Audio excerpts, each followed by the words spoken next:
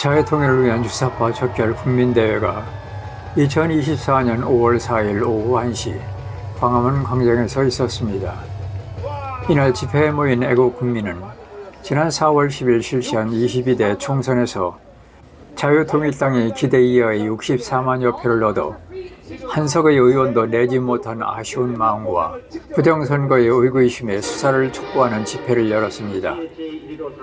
전국의 14,295개소의 투표소 중에 460곳에서 자유통일당에 투표한 표가 하나도 나오지 않거나 한 표 또는 두 표 나온 곳을 확인한 결과 자유통일당에 투표한 사람들이 투표 확인증을 제시하여 부정선거 의혹은 더욱 커졌습니다. 전광훈 목사는 이날 연설에서 대한민국은 지금 4.19와 5.16과 같은 폭풍 전야로 박정희의 효과가 완전히 무너졌다면서 박정희 대통령의 5.16 혁명 공약을 선포한 영상을 들려주면서 박정희 대통령의 5.16 혁명으로 오늘날 대한민국이 존재하였고 세계 경제의 10위권에 왔는데 좌파들은 이승만과 박정희를 부정한다면서 문재인 전 대통령의 처벌을 촉구하였습니다. 또한 전광훈 목사는 우리가 5.16과 4.19 정신으로 다시 한번 혁명으로 일어나야 한다고 힘주어 외친 후 1968년 12월 5일에 박정희 대통령이 선포한 국민교육 헌장 영상을 소개하였습니다. 전 목사는 이승만과 박정희의 정신으로 다시 한번 대한민국의 제2건국을 이룩하자고 호소하였습니다. 그렇지 않으면 이미 총선을 통하여 나타난 결과로 반드시 대한민국은 해체되고 북한의 연방제로 넘어갈 날이 멀지 않다고 경고하면서 우리는 한 달 안에 4.19와 5.16 혁명을 일으켜야 한다고 애국 국민의 동의를 구하였습니다. 이어서 전 목사는 윤석열 대통령이 취임 연설에서 이승만 대통령의 건국 정신을 따라 계속 자유를 주장했기에 존경한다면서 박정희의 개발 정신도 이어서 실천할 것을 요구하였습니다. 전광훈 목사는 그동안 전국을 다니면서 국민을 일깨우기 위한 영상들을 보여주면서 국민이 깨어 일어나기를 호소하고 그가 선포한 제2 시국선언 영상을 보여주며 혁명으로 대결하자고 외쳤습니다. 이어서 전 목사는 헌법학자 김학성 교수와의 대담에서 부정선거에 대해서 헌법에 보장된 국민 저항권을 행사하자고 말했습니다. 김학성 교수는 이재명과 조국과 같은 범죄자들이 정당을 창당하여 선거에 승리하고 큰소리치는 현실이 참담하다며 한편 무기력한 국민의힘당은 보수 세력의 결집을 외면하고 자신의 정체성을 잃고 국민으로부터 외면당한 정당으로 전락하였다고 말했습니다. 한편 자유통일당은 국회 입성에 실패했지만 대한민국의 정체성과 정통성을 지킬 수 있는 정당으로 우뚝 섰다며 선거 부정은 반드시 바로잡아야 하기에 애국운동은 지속될 것이라며 연설을 마쳤습니다. 존경하는 애국 동지 여러분, 지금의 대한민국은 미쳐 돌아가고 있습니다. 7개 범죄, 9개 혐의로 재판을 받고 있는 이재명을 지지하는 국민이 저리도 많다는데 참담함을 금할 수 없습니다. 민주당이 이재명의 사당으로 전락했지만 이 땅은 이재명에게 무조건적 충성을 맹세하는 무리들로 가득 찼고 국민의 대표가 되어 떵떵거리고 있습니다. 또한 지금의 대한민국은 수치심조차 사라졌습니다. 법인카드를 개인적으로 사용해도 대학 교수가 서류를 위조해 입시 부정을 저질러도 불법 대출로 강남의 고가 아파트를 구입해도 턱도 없는 성 관련 궤변을 해도 저들은 부끄러움을 모릅니다. 더 나아가 지금의 사법부도 양심을 잊은 지 오래됐습니다. 이재명을 구속하지 못한 판사 한 명 때문에 법적 정의는 사라졌고 나라 전체가 부동강 나버렸습니다. 조국을 법정 구속하지 않은 법원의 결정으로 2심 무죄 판결까지 받은 피고인이 정당을 창당하고 드디어 제3당의 대표가 되는 나라로 전락해버린 것입니다. 그런 와중에 국민의힘은 반사적 이익조차도 얻지 못하고 갈팡질팡하다가 다 이긴 싸움을 대패로 만들었습니다. 자신의 정체성을 지키지 못하다 보니 또 무엇을 할 것인가를 분명히 밝히지 못하다 보니 국민으로부터 외면받은 정당으로 전락하였습니다.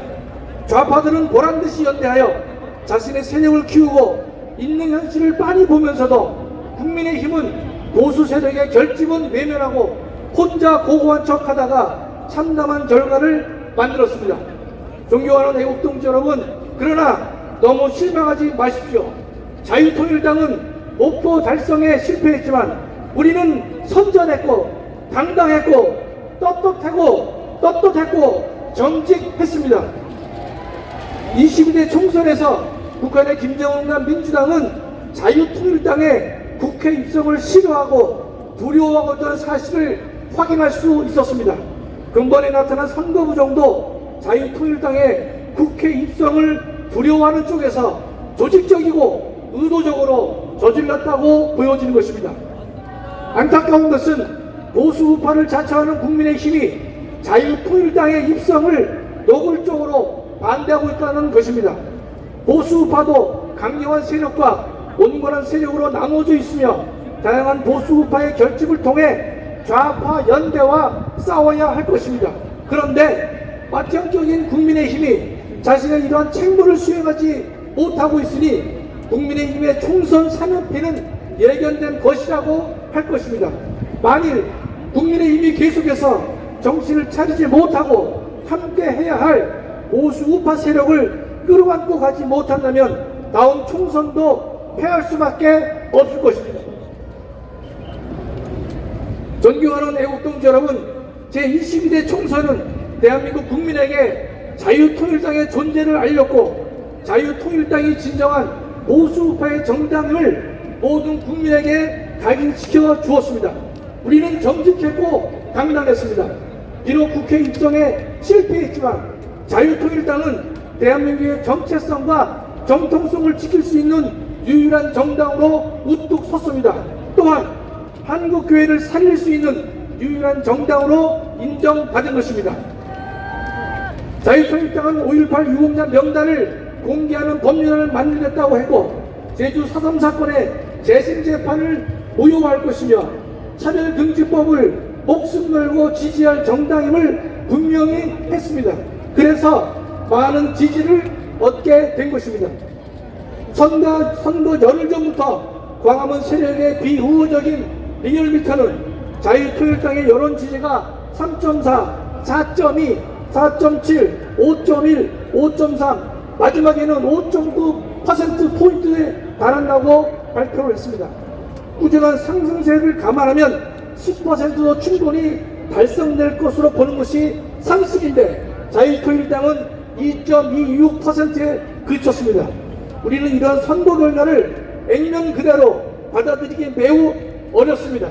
다른 정당은 여론조사의 결과와 실제 득표수가 일치하고 있는데 유독 자유통일당만이 여론조사 결과와 일치하지 않고 있는 것입니다. 보이지 않는 손이 개입하지 않고서는 이런 결과가 만들어지기 매우 어려운 것입니다.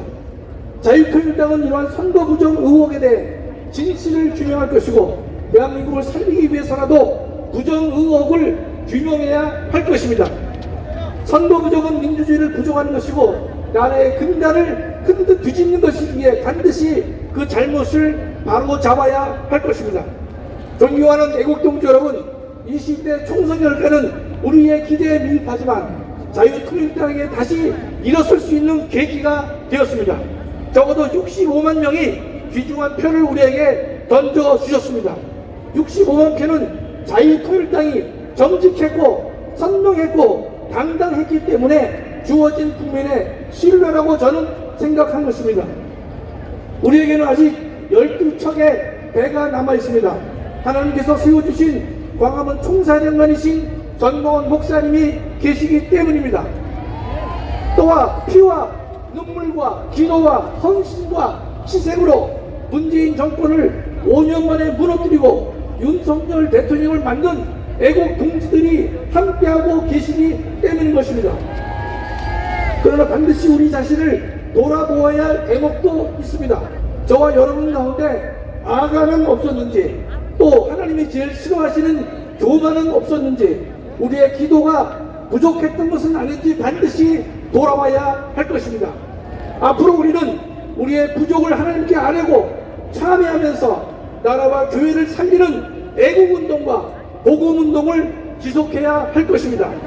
그러할 때 하나님께서는 반드시 우리의 기도를 들어주시리라 믿습니다.